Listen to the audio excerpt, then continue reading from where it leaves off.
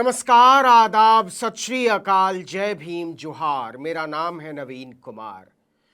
केरल के तिरुवनंतपुरम से कांग्रेस सांसद शशि थरूर को कुछ लोग बहुत बड़का विद्वान मानते हैं, लेकिन राजनीतिक तौर पर वो डब्बा है। उन्हें बहुत अच्छी अंग्रेजी आती होगी, लेकिन राजनीतिक नैतिकता के मामले में वो अंडा है। अगर वो बहुत बड़े वाले विद्वान होते तो उन्हें पता होता कि आरोप लगने में और सजा होने में कितना अंतर होता है। और नैतिकता की बात कर कौन रहा है? जो हिमंता बिस्व शर्मा और अजीत पवार को चोर बताया करते थे, अब उन्हें माथे पर बैठाए हुए। Can I ask a question to the Honorable Home Minister? When he was the Home Minister of Gujarat, he had been arrested, sir. Whether he took the morality of that point of time? Delhi के एक 5 star hotel में बीवी सुनंदा पुष्कर की मौत के मामले में 6 साल तक फंसे रहे शशि थरूर आज नैतिकता पर प्रवचन दे रहे हैं। कैसे निकले हैं ये भी बताएंगे, लेकिन असल में उन्होंने एक बार फिर से पार्टी लाइन के खिलाफ जाकर अपनी नैतिक बेईमानी का पोस्टर छाप दिया है। सबको पता है कि केवल 30 दिन के लिए मुख्यमंत्रियों और मंत्रियों को जेल में डालकर कुर्सी से हटाने के बिल का कितना विरोध हो रहा है। लोकसभा में अमित शाह पर कानून के पुर्जे उछाले गए, भारी हंगामा हुआ। माननीय अध्यक्ष जी,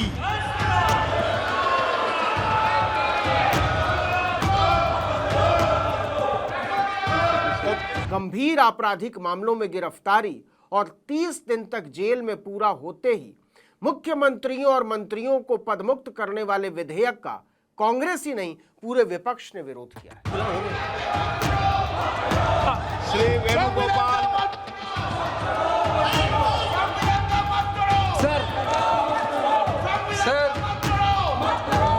प्रियंका गांधी, राहुल गांधी, केसी वेणुगोपाल, मल्लिकार्जुन खड़गे जैसे बड़े नेताओं ने कहा कि 130वें संविधान संशोधन के जरिए विपक्ष की सरकारों को केंद्र की कठपुतली बनाने की नीयत में खोट है।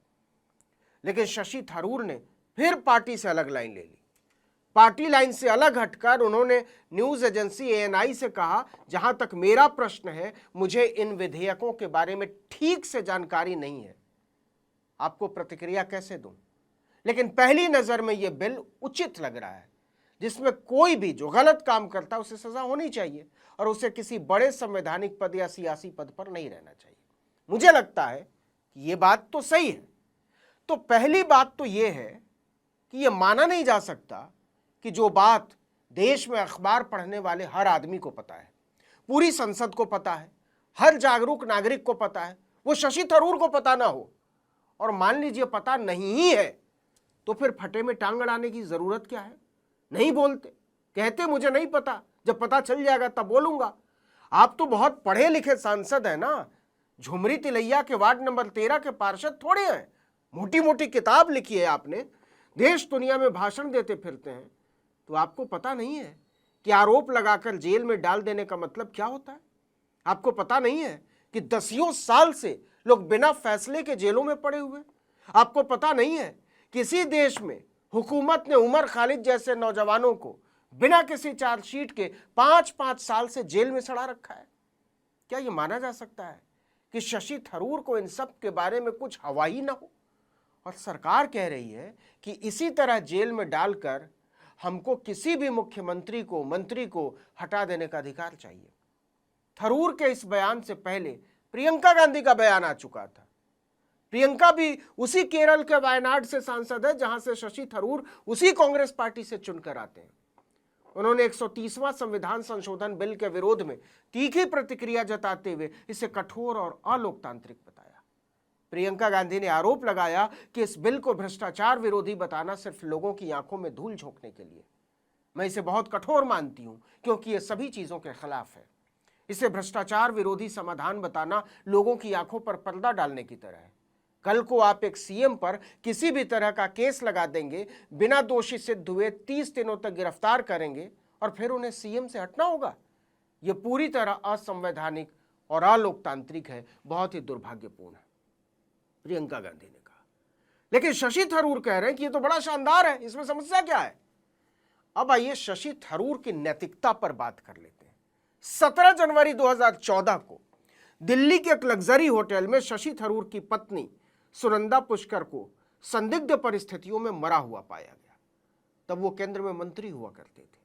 दिल्ली पुलिस ने शशि थरूर के खिलाफ भारतीय दंड संहिता की धारा 498A यानी पति की क्रूरता और धारा 306 यानी आत्महत्या के लिए उकसाने का मामला दर्ज किया।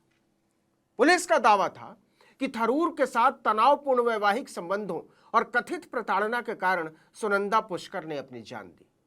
सुनंदा की मौत के कुछ ही दिन पहले उनके और थरूर के बीच पाकिस्तानी पत्रकार मेहर तरार के साथ कथित संबंधों को लेकर ट्विटर पर सार्वजनिक विवाद हुआ था। अब जरा समझिएगा मामले को ठीक से। इस घटना के बाद, बल्कि कहिए 4 महीने बाद, नरेंद्र मोदी प्रधानमंत्री बन जाते हैं और जो दिल्ली पुलिस सुनंदा पुष्कर की मौत को महज आत्महत्या बता रही थी, उसमें हत्या की धारा जोड़ देती है। ये मोदी के आने के बाद हुआ। आईपीसी की धारा 302। शशि थरूर के चेहरे पर हवाइयां उड़ने लगती हैं। लग रहा था कि अब जेल गए कि तब गए। कोई दूसरा आदमी होता तो खींच दी होती पुलिस। 2018 में दिल्ली पुलिस ने पटियाला हाउस कोर्ट में 3000 पन्नों की चार्जशीट दायर की और शशि थरूर को एकमात्र आरोपी बनाया। इसके बाद तो वो नरेंद्र मोदी के ऐसे फैन हो जाते हैं कि पूछिए मत, पैरों में गिर जाते हैं। थरूर मोदी की तारीफ करने लगते हैं और मोदी थरूर की, क्योंकि भाजपा को भी केरल में एक ऐसे चेहरे की जरूरत है जिसे जाहिल और दंगाई ना माना जाता हो। यह सब चलता रहता है और फिर बेहद नाटकीय परिस्थितियों में 18 अगस्त 2021 को दिल्ली की राउज एवेन्यू कोर्ट ने शशि थरूर को सभी आरोपों से बरी कर दिया। विशेष न्यायाधीश गीतांजलि गोयल ने सबूतों की कमी का हवाला देते हुए थरूर के खिलाफ आत्महत्या के लिए उकसाने और क्रूरता के आरोप भी खारिज कर दिया। हत्या तो जाने दीजिए। इसके बाद शशि थरूर की जान में जान आती है, लेकिन मोदी इतने कच्चे खिलाड़ी नहीं है।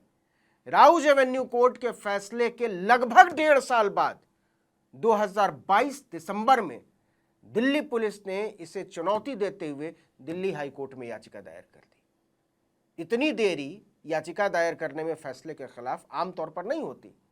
दिल्ली पुलिस ने ऐसी देरी के लिए बाकायदा हाई कोर्ट से माफी मांगी और तब जाकर हाई कोर्ट ने थरूर को नोटिस जारी किया। मामला 7 फरवरी 2023 को सुनवाई के लिए सूचीबद्ध हुआ।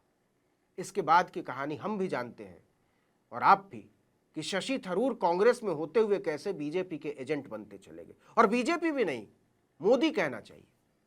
ऑपरेशन सिंदूर के बाद उन्हें विदेश भेजे गए सांसदों के एक डेलीगेशन का चीफ बनाए जाने के बाद तो पूछिए मत। लेकिन समझ में नहीं आता कि कांग्रेस की मजबूरी क्या है। 2022 में जब वो मल्लिकार्जुन खड़गे के साथ कांग्रेस अध्यक्ष का चुनाव लड़ रहे थे, तभी से पार्टी के खिलाफ आग उगल रहे। लेकिन कांग्रेस तो उन्हें 2024 में टिकट भी दिया और राहुल गांधी ने उनके लिए तिरुवनंतपुरम जाकर वोट भी मांगे और सांसद बनते ही शशि थरूर एक बार फिर से मोदी के आगे शरणागत हो गए। एक आदमी राजनीतिक तौर पर कितना कृतज्ञ और नैतिक तौर पर कितना पतित हो सकता है, इसका जीता जागता उदाहरण है बड़के विद्वान शशि थरूर। इस वीडियो में इतना ही, लेकिन अगर आपने आर्टिकल 19 इंडिया को अब तक सब्सक्राइब नहीं किया है तो फौरन कर दीजिए, बेल आइकॉन दबाइए, घंटी जैसी आकृति लाइक कीजिए और कमेंट करके बताइए हमारा वीडियो आपको कैसा लगा। हमारा ट्विटर हैंडल है आर्टिकल 19_इंडिया और मेरा ट्विटर हैंडल है नवीन जर्नलिस्ट। नमस्कार।